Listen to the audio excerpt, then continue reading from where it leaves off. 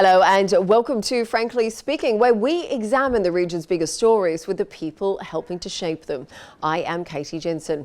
On this episode, we speak with Professor Yossi Mekelberg, Senior Consulting Fellow at Chatham House. After months of conflict, a new agreement between the United States and Iran has raised hopes of greater stability. But while tensions may have eased temporarily, many of the region's underlying challenges remain. So what comes next for Gaza, Lebanon and other countries in crisis? Is there still a realistic path to peace between Israelis and Palestinians? And what kind of Middle East will emerge from the turmoil of the past 2 years?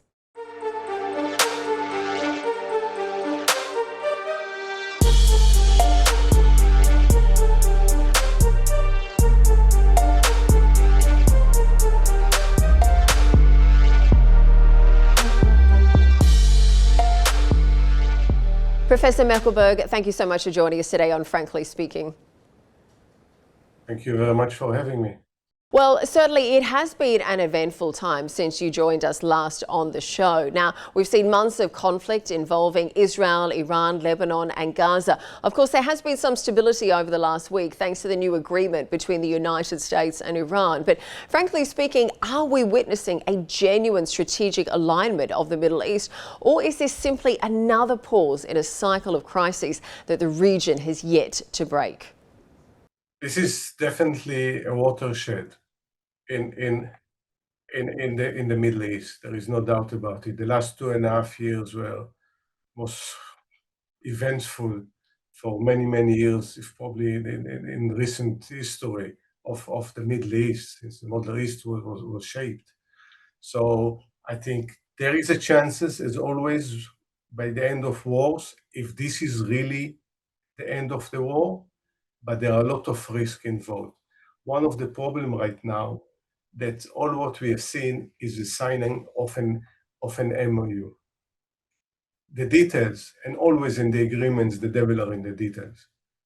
Too many fronts, too many issues are still open. Do we know what's the future of Gaza hold? Definitely not. The West Bank, the future of relation between Israel and Palestine in general. Are we any closer? Are we any closer to a peace between the Israelis and the Palestinians? Lebanon, even with the MOU, what is the timeline of Israel withdrawing from Lebanon?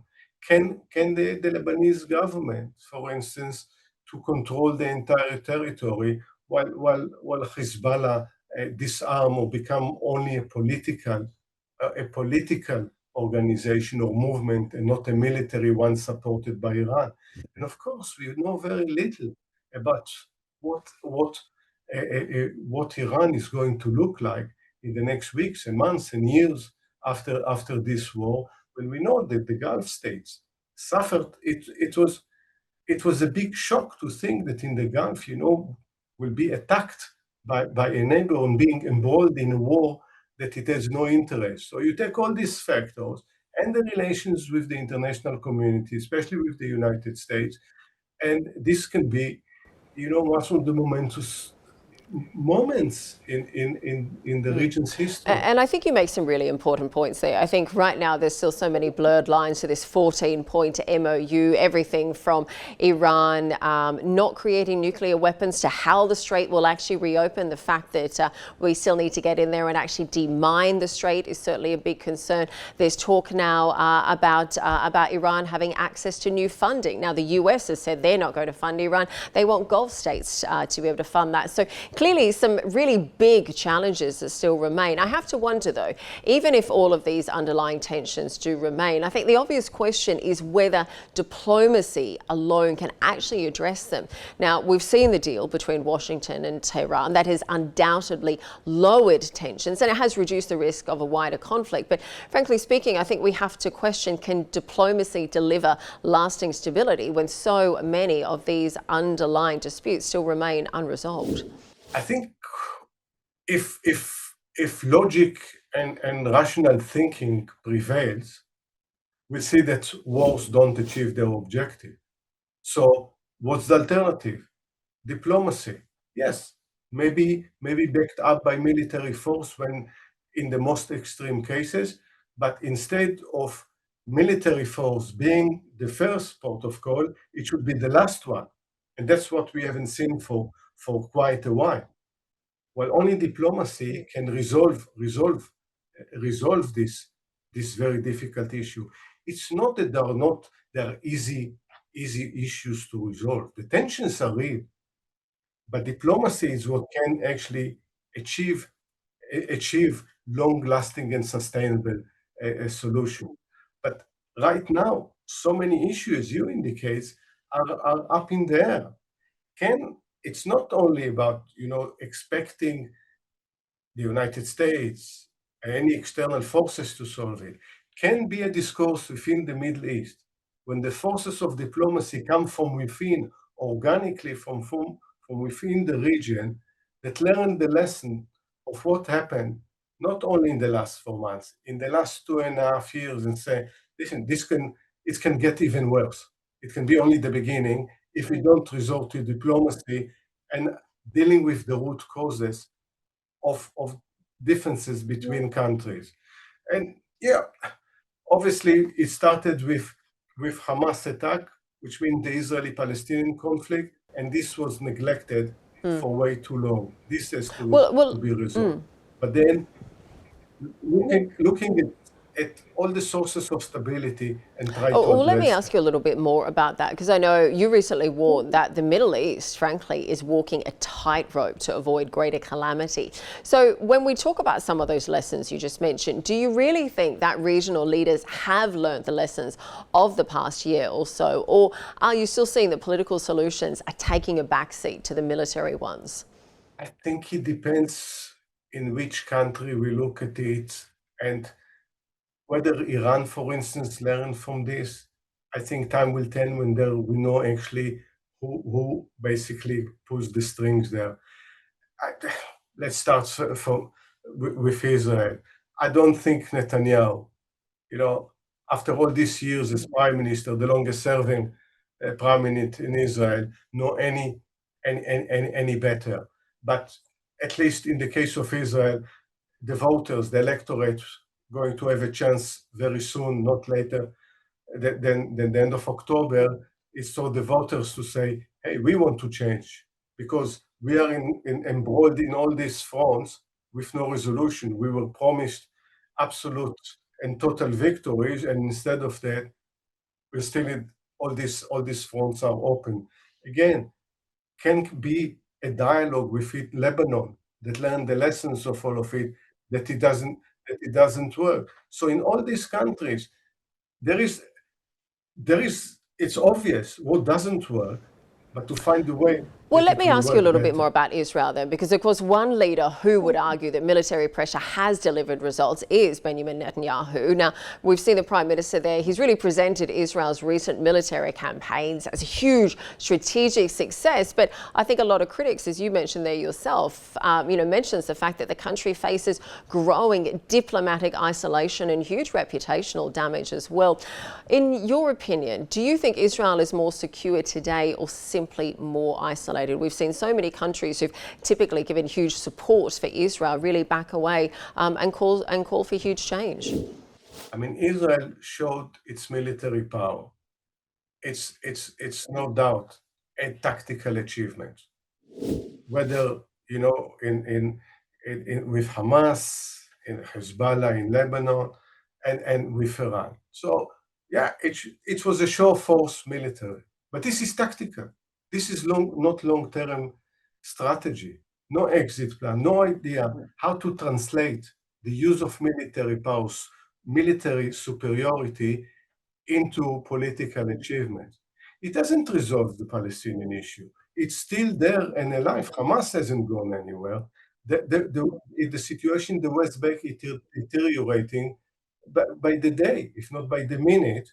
And Israel, again, in 1982, Israel went into Lebanon with the same idea of some sort of regime change.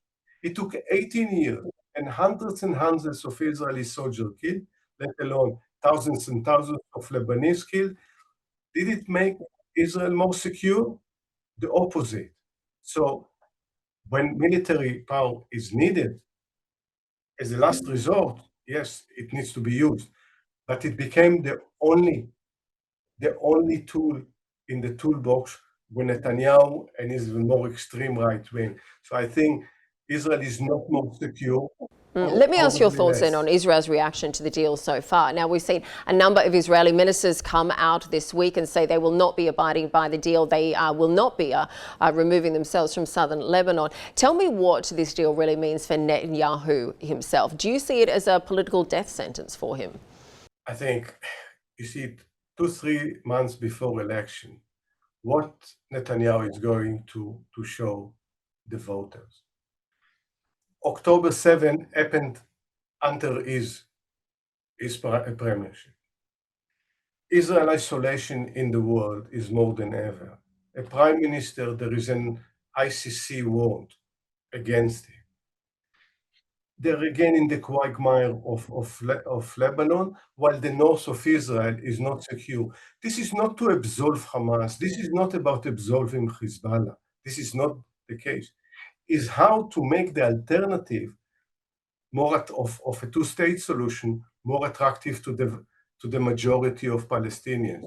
How to work with the Lebanese government and other forces within the region and internationally to ensure that the Lebanese government is capable to reach an agreement with Israel that it's full control of the border on the Lebanese side and Israel on the Israeli side without occupation.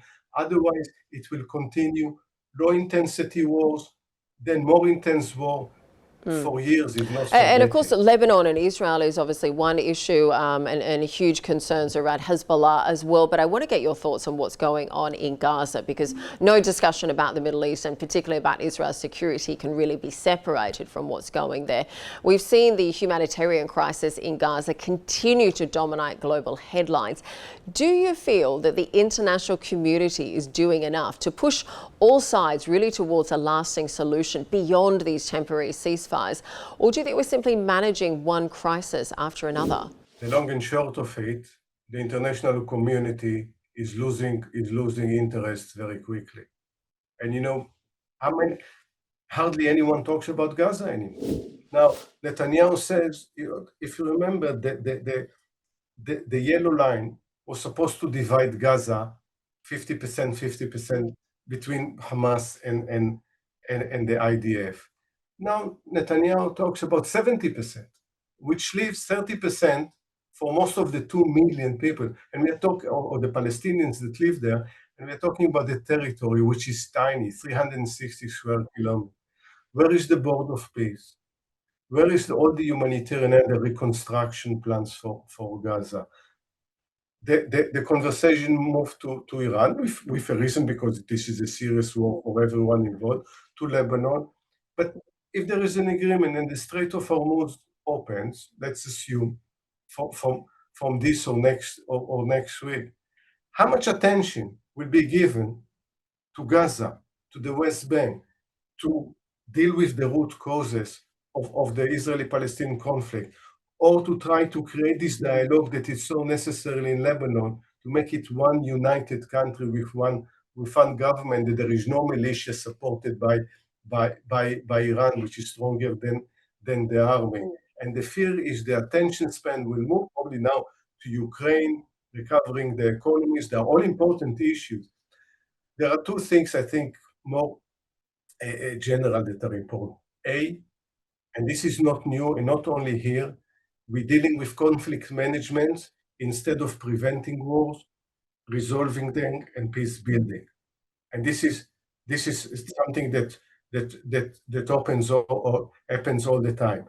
The thing is this, and the second thing is the inability of leadership to deal with more than one issue at the same time, which is just in a world that is so intense, when the interactions are so immediate, it's damaging the ability to prevent this So you really crisis. feel it's become much more about managing the crisis rather than actually resolving it. But I think in many ways the war has also raised much wider questions about the future of regional diplomacy. I know earlier this month I read your article where you were cautioning against efforts to rush and to expand the Abraham Accords. Of course, President Donald Trump has been talking about that a lot recently.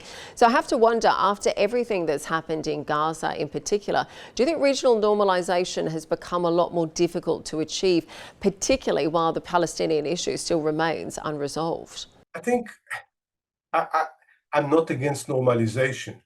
I think normalization is a good thing in Sure, but has it international become affairs. more We want to challenging see to enforce countries get now? along.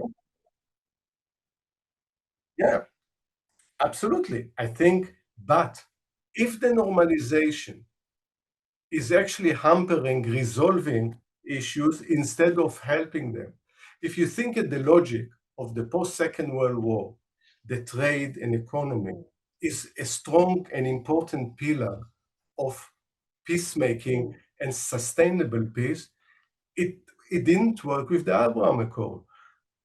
Not because the Abraham Accord as such is wrong, because the interpretation of Netanyahu and his governments along the years, that this enabled them to avoid dealing with the Palestinian issue, that it's not a pressing issue.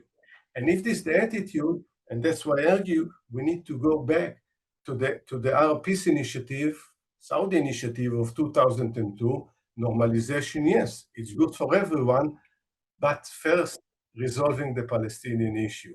Now, is it more difficult? Every time after war, the trauma, the hard feelings, worse than ever, there is minimum trust. But we also saw in history, it's also time of reflection. It's time of saying, what do we gain from this war? Who gained from Hamas attack on Israel, or from Israel killing 75,000 Palestinians and destroying Gaza? No one comes and gained out of it.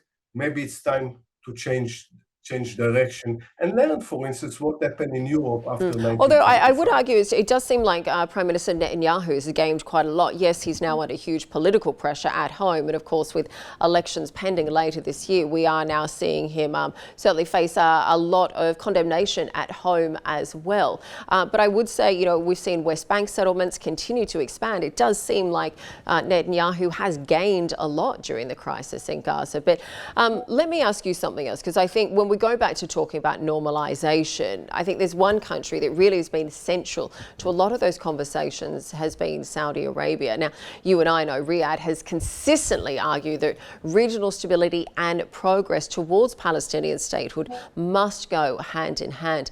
Do you think that Saudi's position has become more influential as governments try and search for a way forward?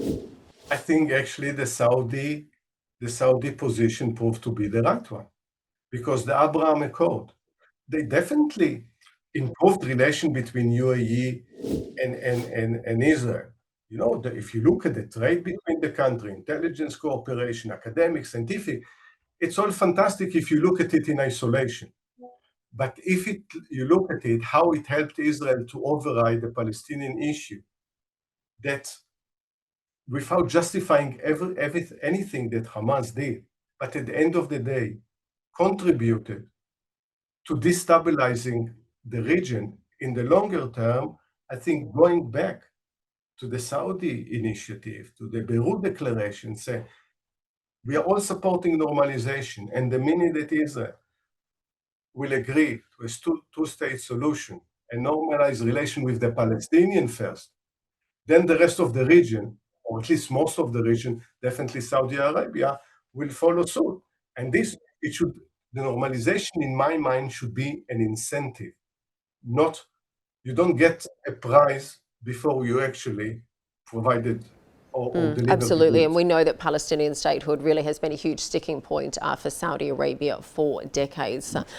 Moving ahead, I think when we look beyond Gaza as well, I think another country, and we touched on them earlier, someone facing enormous uncertainty is Lebanon. Now, Lebanon really does remain caught between economic collapse. We've seen the pound disappear overnight. We've seen huge political dysfunction and, of course, persistent security challenges as well. Do you feel that Lebanon is approaching a decisive crossroads today, one that could either restore state authority or, on the flip side, could it even accelerate its long-term fragmentation? I think again, the crisis of the last 2.5 years create also an opportunity there. You see, I never believed that change come from outside. The change needs to come from inside. It has to be organic to the Lebanese in the way that Lebanese people want it. And I heard from certain people within Lebanon that will encourage Israel actually to take on Hezbollah, and then they will follow with agreement with Israel. This was tried in 1982. This was tried in 2006. It's actually Lebanon avoiding dealing with its own issues, and it needs to address. The Hezbollah is a big issue. Creating an identity which is a Lebanese identity, which recognition, not according to religion or ethnicity, but building this. And it's not easy. Nation and state building proved to be difficult in places with long tradition of nation state, let alone without this tradition. But the price of not doing that is so dire, not from this war, from the 1970s and the Civil War. So yes, I think that it's a watershed, but in a junction in history, you can take the one direction, you can take the other. I hope that this will be a time for a national dialogue in Lebanon in which the source of power will be within the elected government, not by a movement that is supported by and serves to a large extent And I think that's foreign one of the big interests. challenges, because you say that change needs to come from within, but I think many would argue that the government at the moment really have their hands tied. Obviously, big focus on what's happening with Hezbollah. Now, we've seen for calls for the Lebanese state to become the sole authority over the use of force, and this has really intensified in recent months. But I have to wonder, realistically, can Lebanon move towards disarming non-state actors without risking another internal confrontation? If I may for a second move just to the other side of the border, to Syria, assuming that the Syrian experiment is working much better right now, and of course, early days, we'll see what happens there, because it's happened organically, because it happened from within and I don't have to tell you how damaging was the war in Syria, and how many hundreds and hundreds of thousands of people were with their life for a regime that oppressed its own people under the Assads. But when change came, it was supported from the outside, but first and foremost, it happened from within by Syrian forces. This should be the example also in many ways in Lebanon, hopefully in a more peaceful way and with less bloodshed, by actually recognizing there are people, different communities there.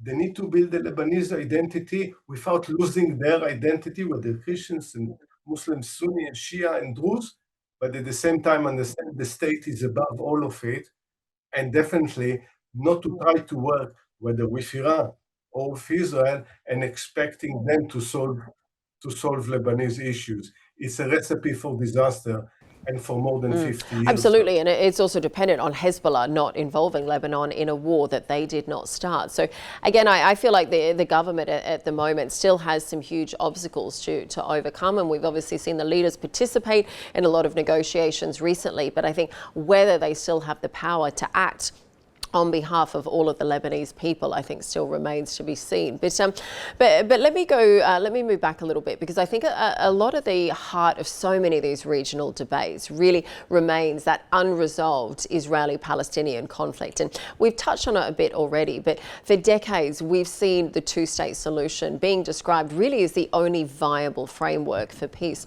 Professor, frankly speaking, do you think this is really still a politically attainable solution, or has the reality on the ground rendered it little more than a diplomatic slogan today?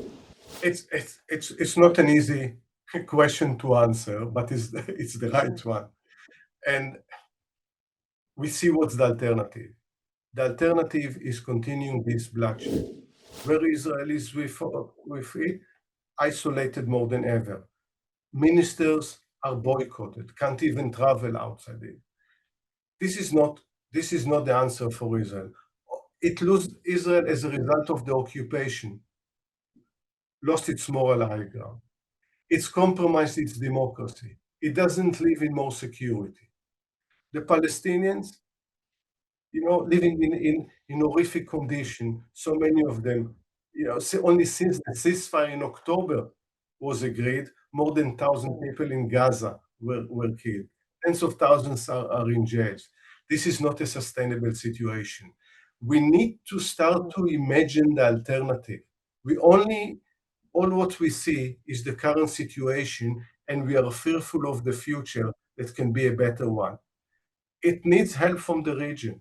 It needs help from outside the region. But again, I more and more believe that an Israeli-Palestinian confederation is the way forward, in which you basically acknowledge the one-state reality that was created there, but in a two-state solution.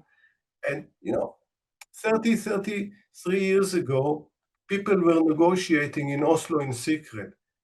They had at least the imagination, even if they didn't succeed to reach the final conclusion of this, at least they could use their imagination to think that both people can live differently. And look, that seems almost impossible under the ultra right-wing government of Israel at the moment. I will say, I feel like the war really has exposed deep divisions within Israel, not only the government itself, but also through really the entire governance, national security, and the country's place in the world today. Professor, are you concerned about the health of Israeli democracy after nearly 2 years of this sustained conflict today? I'm constantly worried about Israel's state of democracy, and what you said. But again, we need to imagine Israel beyond Netanyahu. We almost got used that the only player in town is Netanyahu. This is the time to look beyond Netanyahu, and luckily the Israeli people will have an opportunity soon to have to have a say in this. I don't know how they are going to vote. I hope they will, but I think in the darkest of moments, you need to use your imagination to build hope. Now, part of the reason that Israel democracy is so compromised is because of the occupation, because there are two legal systems, one for Israelis inside the Green Line, which is also fast deteriorating, and the other which is completely oppressive on the other side, in the West Bank and now in Gaza. When you have one Supreme Court that decides completely different decision on one side of the line and the other to two different people, democracy can't prevail. Let alone, again, Israel will need also a national dialogue to think again, what does it mean to be Jewish and democratic? I mean, we can have a full program on this, of how you build a country that is Jewish, democratic. And I think you raise an important point there. Because although on the one side we're seeing political leaders on both sides who really do appear to be increasingly entrenched, I think it's interesting what you're saying there about the change from within, because we are seeing both Israeli and Palestinian groups who are working towards coexistence and dialogue. Do you think these voices are being overlooked, or could they ultimately prove to be more important than official diplomacy? Absolutely. I think one of the problems, we focus so much on leadership on both sides, by the way, that are completely anachronistic and becoming less and less relevant for their people, instead of looking at all these grassroots movements that are working day in, day out, people that in think tanks working on new ideas.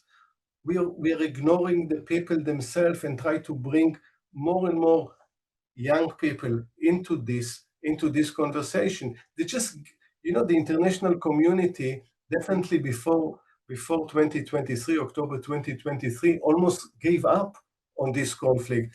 They either said it's too intractable to resolve, and anyway it won't get any worse. So they proved at least on one wrong. So this is the time to try the other option and say it's not beyond history. It's not ahistorical.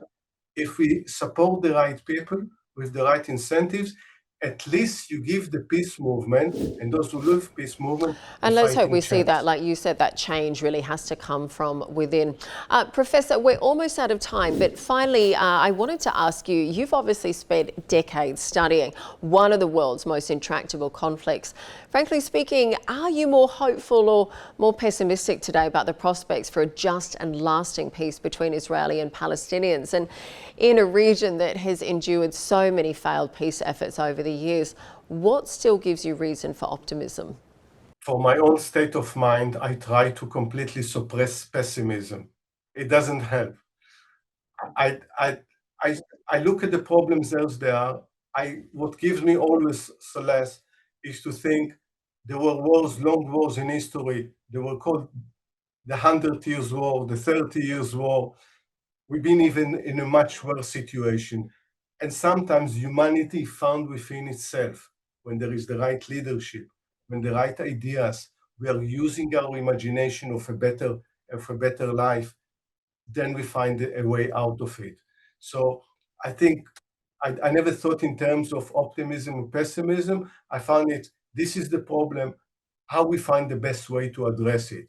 Who are the people that can help to change the course of history when they don't go in the direction that serves the majority of Although I people? will say the wars look different today, the weapons look different today, and the leaders are certainly, I think a lot of them have big question marks over them as well. But Professor, thank you very much for joining us today on Frankly Speaking.